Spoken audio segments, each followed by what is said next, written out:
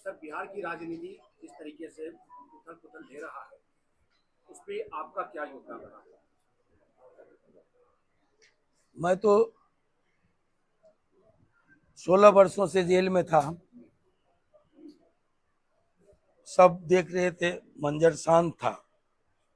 एक तो मेरे निकलने के बाद ही उथल पुथल शुरू हो गया, वो तो मैंने देखा।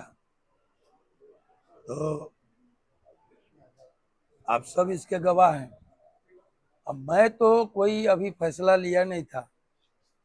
बेटी की शादी थी, बेटे की शादी थी, आप सब उसके गवाह बने हैं। तब तक सब शांत था, अच्छा था। अचानक एक हंगामा खड़ा हुआ कि आनंद मोहन जी को कानून में बदलाव लाकर छोड़ दिया गया। मैं वहां से शुरू होता हूं। आप सबको भी, आप देश में लोकतंत्र के चौथे स्तंभ हैं। आपकी बड़ी जिम्मेवारी है, किसी से कम नहीं है। न्यायपालिका हो, कार्यपालिका हो, विधायिका हो, तो उसके अलावा एक प्रेस भी है। ये चार खंभों पर, लोहिया ने कहा चौखंबा राज, चार खंभों पर लोकतंत्र टिका हुआ है। मैं एक बात कहूंगा, इसके तह में सबको जानना चाहिए था कि जो कानून में बदलाव आया वो क्या आनंद मोहन के लिए आया? क्योंकि आप सभी प्रबुद्ध लोग हैं, जानते हैं कि व्यक्ति पर वही कानून लागू होगा जिस समय जो कानून था, जो प्रावधान थे। मुझे सजा हुई 2007 के 3 अक्टूबर को। जेल मैनुअल में परिवर्तन हुआ, कारा हस्तक में परिवर्तन वर्तमान की सरकार ने लाया था, एनडीए की सरकार ने वो लाया था 2012 में। एक्ट बना वो 2016 में।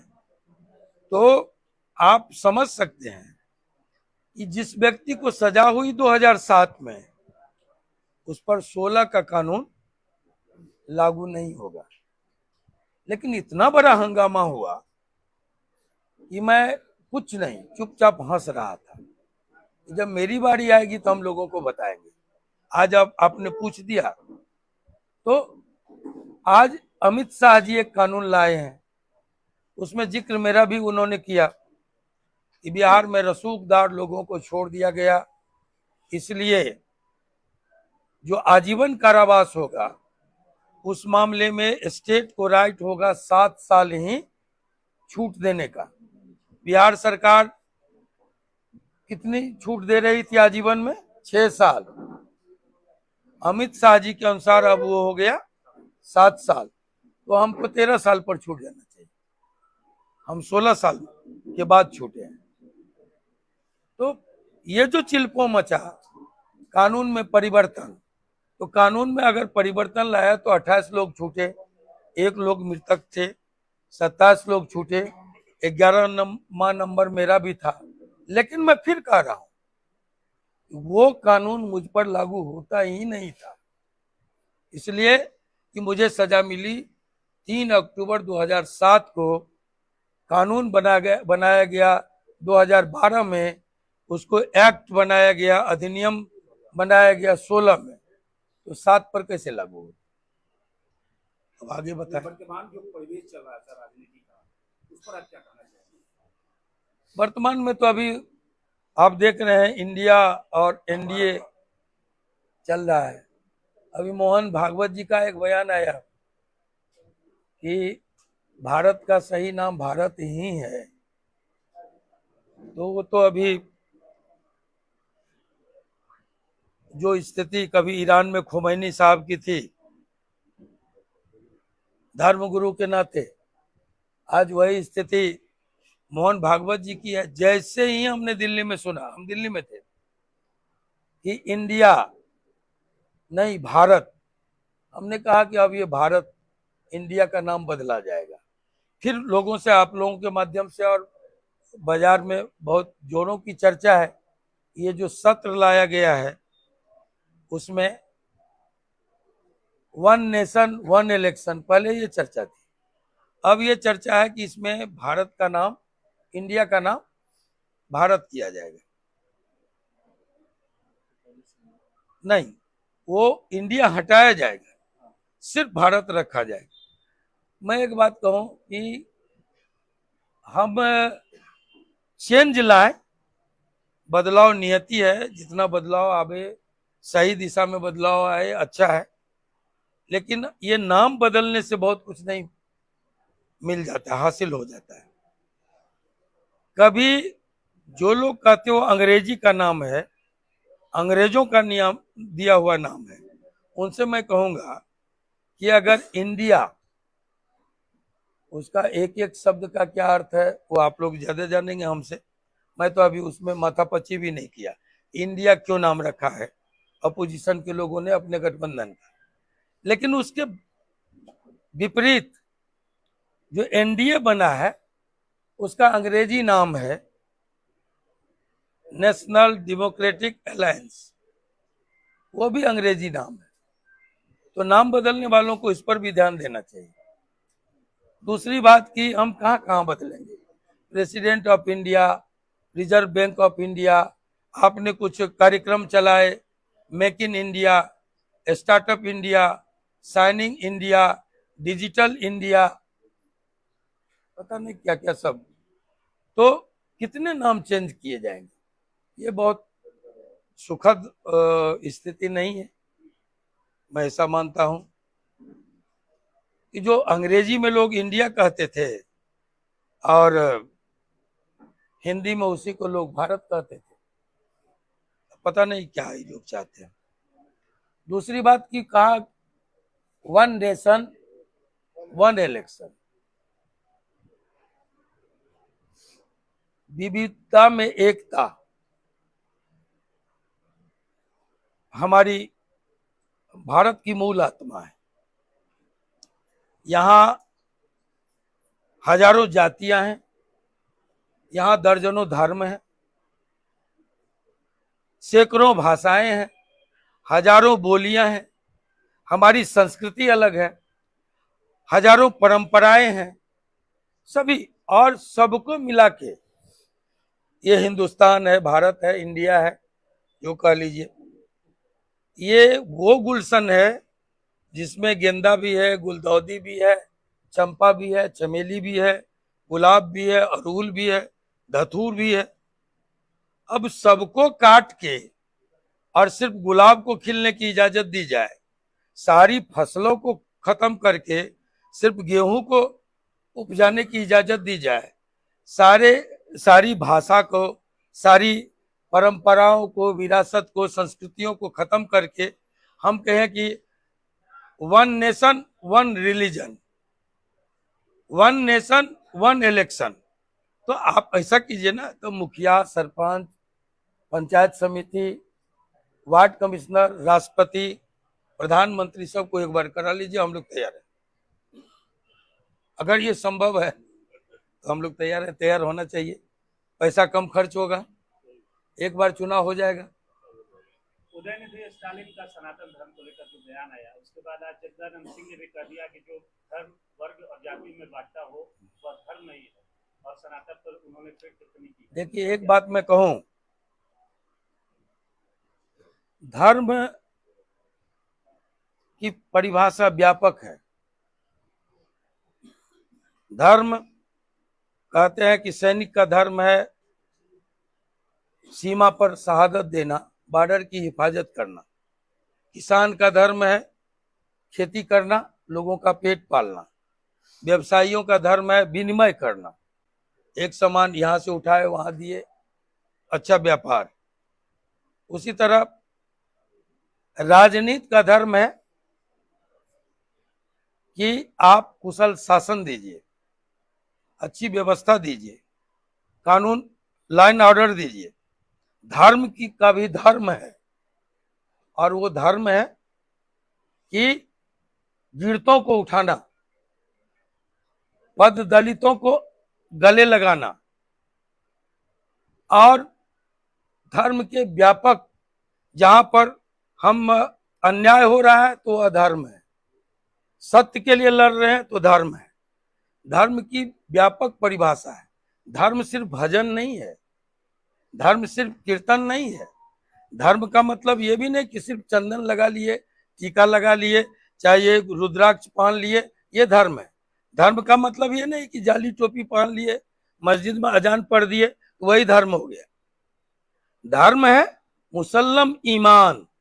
वहां कहाँ खड़े होते हैं आप, वो देखना होगा। इस्लाम ये कहता है धर्म और राजनीति का घालमेल जहां भी कहीं हुआ है, देश के लिए नुकसानदेह हुआ है। धर्म कहता है मोक्ष, ईश्वर से जोड़ने का। धर्म ये नहीं कहता है कि आप संसद में कहिए जय श्री राम। धर्म वहां पर आप नारा लगाइए और वहां धर्म का भाषण दीजिए। धर्म के भाषण और उपदेश के लिए मंदिर है, मठ है, गुरुद्वारे हैं। ये तकरीर के लिए मुसलमानों के लिए मस्जिद है, इमाम बाड़ा है, वहां जाइए।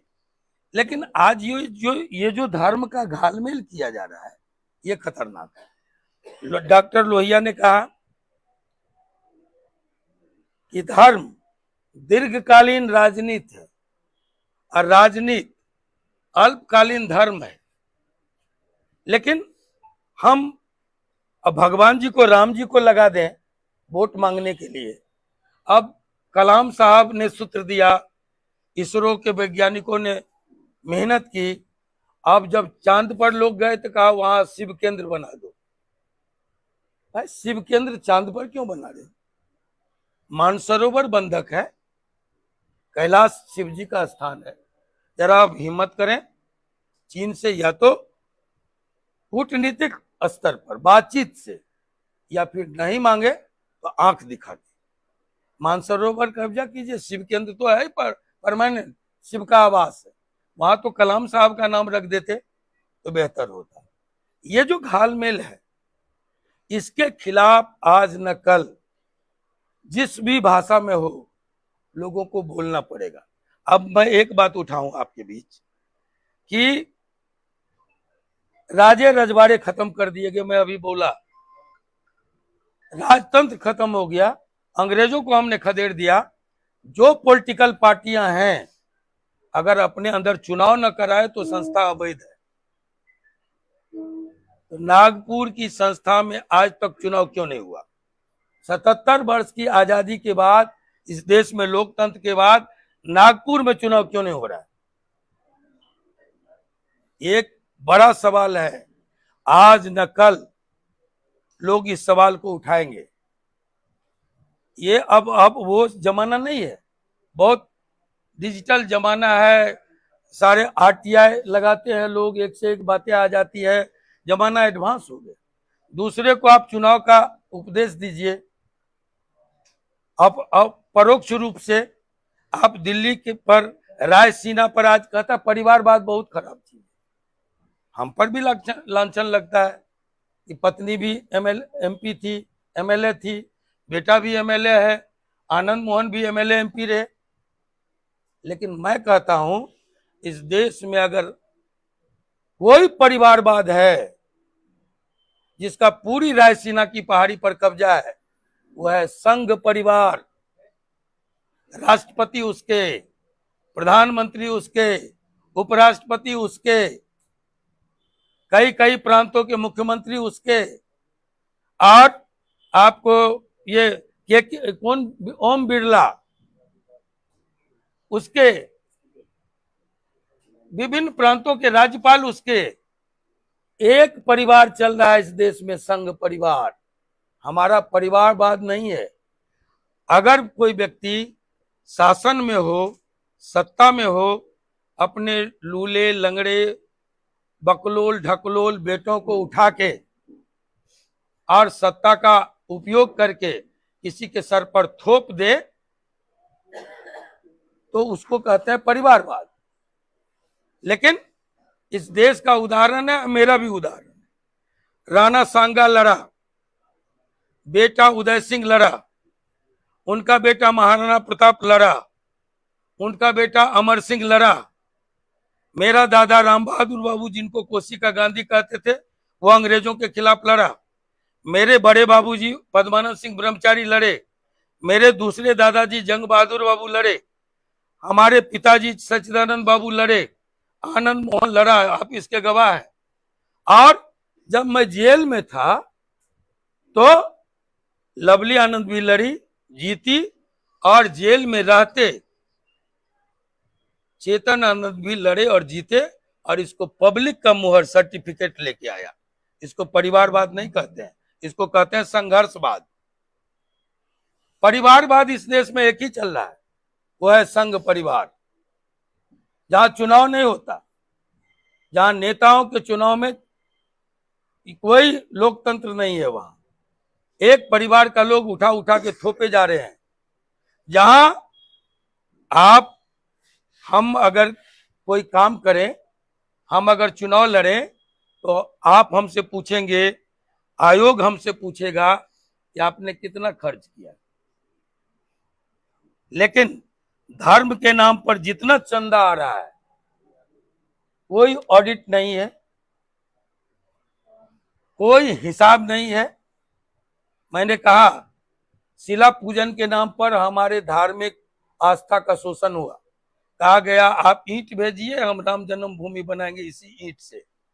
हमने देश भर से, गांव गांव से करोड़ों नहीं अरबों ईंट दिए।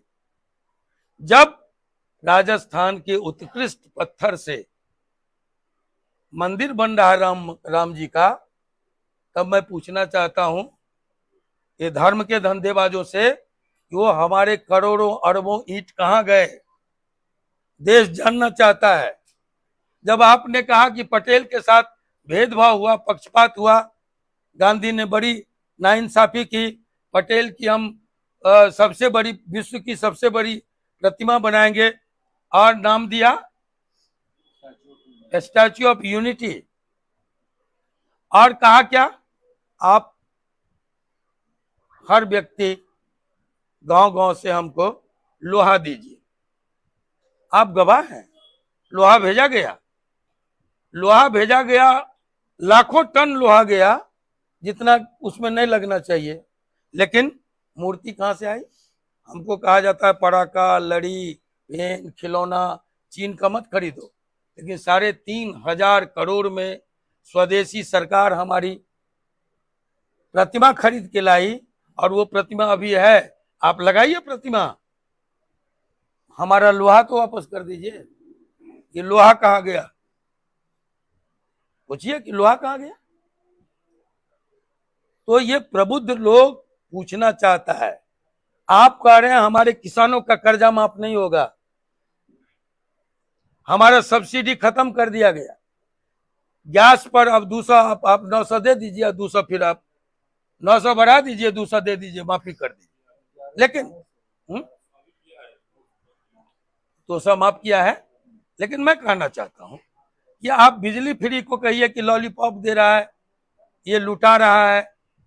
आप वो नहीं, अगर पब्लिक का 100 यूनिट, 5 यूनिट, 10 यूनिट कोई सरकार छोड़ देती है बीपीएल वालों को, तो उस पर बड़ी हंगामा करते हैं, प्रधानमंत्री जी बोलते हैं, गृह मंत्री जी बोलते हैं। लेकिन एक व्यक्ति, आप में से भी उस चैनल का लोग होगा, माफ कीजिएगा जी, है ना, सुभाष चंद्रा कौन है? 9,000 करोड़ आपने कर्जा दिया और 6,999 करोड़ आपने माफ कर दिया एक झटके में। ये क्या चल रहा है देश में? किसानों के लिए पेट में मरोड़ होगा, गरीबों के लिए पेट में दर्द होगा। तो ये जहां देश ले जा रहे हैं, आप के वित्त मंत्री से मिलके ललित मोदी दोपहर में निकलता है, गायब हो जाता है। नीरव मोदी, माल्या, मेहुल चौकसी, ये अरबों का चूना लगा के इस देश का बैंक लूट के लोग चला गया। अब पाए कहां गए? चौकीदार सजग है, न खाएंगे न खाने देंगे। और आता है किसके यहां? हरीश साल्वे, सॉलिसिटर जनरल के यहां शादी अटेंड करके चला गया। कहां है मुल्क की पुलिस? कहां है बात बात में प्रतिपक्ष के नेताओं को सताने वाली सीबीआई कहां है? क्यों नहीं पता था राव को कि मुल्क का एक अपराधी सॉलिसिटर जनरल की शादी में शामिल हुआ, और शादी भी पहली नहीं, दूसरी नहीं, तीसरी शादी। ऐसे रंगीले लोग बैठे हुए हैं ना। तो मुल्क कहां जा रहा है? आज हमने कहा कि हम गरम लरम भाषण करने नहीं आए, आज हम आए हैं आपको समझाने के लिए। हम चंद्रशेखर जी के शिष्य हैं। चंद्रशेखर जी ने कहा कि 1857 की क्रांति हो या गांधी के नेतृत्व में आजादी हो, लोकतंत्र की बहाली हो, मुल्क को जाना कहीं और था, चला कहीं और गया। 85% लोग हम हैं यहाँ बैठे, तो हम समझते हैं एक दो तो मियाँ जी को छोड़ के एक दो तीसरा चौथा होगा कि नहीं, लेकिन मुल्क में 85% हम हैं, 15% में सब है, सिख है, ईसाई है, जैन है, बौद्ध है, सब है। तो कहा जाता है हमको 85% वाले को खतरा है, राष्ट्रपति हमारा है, प्रधानमंत्री आपके जैसे सुरमा भोपाली। हाँ, अब वो कहते हैं न, ये क्या कहते हैं आपको, ये सब लोकसभा का स्पीकर, तीनों सेना का अध्यक्ष, राष्ट्रपति, उपराष्ट्रपति, ये रक्षा मंत्री राजनाथ सिंह, इतने भारी भरकम लोग वो हैं हमारे। सभी पहले तो होता था एक दो ठो मुसलमान दिख जाता था, मोहम्मद फलना फलना प्रांत का चीफ मिनिस्टर। अब खोजिए तो चीफ मिनिस्टर, सारे चीफ मिनिस्टर हमारे हैं। हम ही को खतरा है भाई, तब तो हमको डूब के मर जाना चाहिए। कहते हैं अखंड भारत, इस भारत में कितना है? 20 करोड़ है अल्पसंख्यक, सब मिला के, ये नहीं कि मुसलमान, 20 करोड़ हैं। हम हैं 142 अगर है, इस अभी जो कहा गया है, अभी संसद में भी बताया किसी ने 142, 135, 142 जो भी हो, तो 120 करोड़ को अगर छांट दीजिए तो 122 करोड़ हम हैं। खतरा हमको है 20 करोड़ वाले से। अखंड भारत ये लोग बना रहे हैं। अखंड भारत में अगर ईरान का मुसलमान आएगा, वहां तक मेरी सीमा थी, ईरान का मुसलमान आ जाएगा 10-12 करोड़, अफगानिस्तान का मुसलमान आ जाएगा, तालिबान, वो तालिबान जो एक बार अफगानिस्तान ने सोवियत रूस को घुटने टिकवाया, दूसरी बार उसी अफगानिस्तान तालिबान ने अमेरिका को मार भगाया, भागना पड़ा ना। इसकी सबसे बड़ी ताकत जो तालिबान सहित अफगानिस्तान आ गया हिंदुस्तान में, तो 10-20 करोड़ वो आ जाएंगे, 22 करोड़ पाकिस्तान आ जाएगा, 20 करोड़ बांग्लादेश आ जाएगा, कुछ श्रीलंका से आ जाएगा, कुछ ये म्यांमार जो है रोहिंग्या जिससे डरे हुए हैं, वहां की सरकार भी डरी हुई है। ये लोग भी कहते हैं रोहिंग्या को घुसने मत दो, ये सब रोहिंग्या आएगा ना। अभी शरणार्थी बन के नहीं आएगा, बजाबते आएगा। तब हमारी आबादी होगी 122 करोड़ और उनकी आबादी होगी कम से कम 132 करोड़। तब बताइए कि जो अभी जो जरा सा हमारा हिंदुत्व है, उस हिंदुत्व का क्या होगा? इसलिए किसको समझा रहे हैं? देश दुनिया जान रही है, जहां भी जातीय उन्माद पैदा हुए जर्मनी टूट गया, जहां भी जातीय उन्माद श्रीलंका में पैदा है अभी उसका सत्यानाश हो रहा है। तमिल और सिंघली जातीय उन्माद है, धार्मिक नहीं। हम धार्मिक उन्माद के पचड़े में पड़े तो भारत टूटा, धार्मिक उन्माद के आधार पर पाकिस्तान बना, बांग्लादेश टूट गया। हम धर्मनिरपेक्ष राष्ट्र रहे, हम सलामत हैं, चांद पर जा रहे हैं, सूरज पर जा रहे हैं। वो टमाटर और प्याज में लगा हुआ है पाकिस्तान, जिसका नाम बार बार कहता है पाकिस्तान की क्या हैसियत है हमारे सामने? कुछ हैसियत नहीं है, डराया जा रहा है। एक पार्टी है, अगर मुल्क में मुसलमान पड़ोस में पाकिस्तान ना हो तो उनकी दुकान पर ताला लग जाएगा। ये सब चल रहा है, इसको समझने जानने की जरूरत है।